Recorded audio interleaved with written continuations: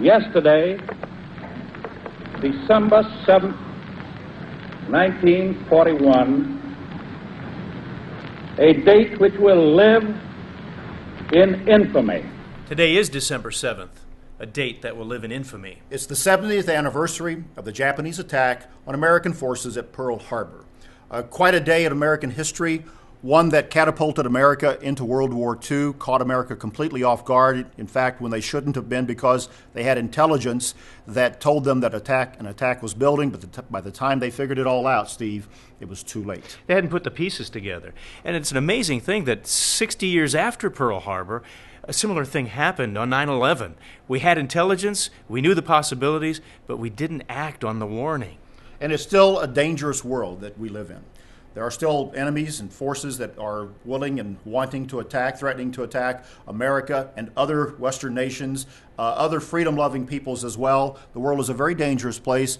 In fact, Bible prophecy tells us we are still heading very quickly to the time that is described as the day of the Lord. Christ is going to return. Those warning messages are out there to this world.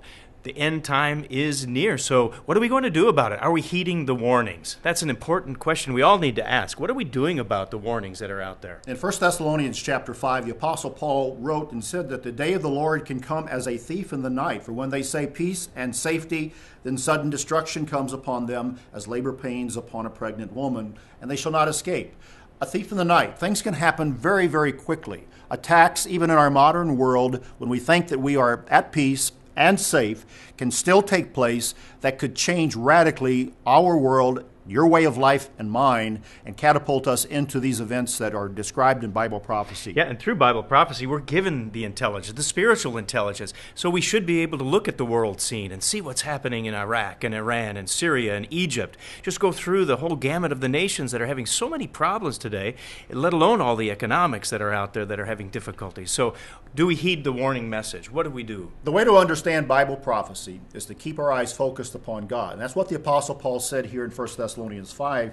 He said, "Let us not sleep as others do, but let us watch and be sober, and not sleep as others do in a type of drunkenness." He said, "We who are of the day, be sober, putting on the breastplate of faith and love, and as a helmet the hope of salvation." God has not appointed us to wrath. He has died for us, he says, that whether we wake or sleep, we should live together with him.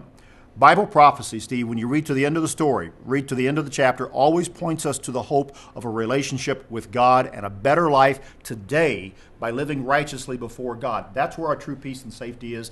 That is the out-of-the-box thinking that we need to have when we act upon the right spiritual intelligence that comes from God's Word to not only warn us, but to also give us hope for the future. There is hope for the future. So listen to the warning message. Develop that relationship with God. Stay close to Him. That's the lesson we need to learn. That's BT Daily. Join us next time.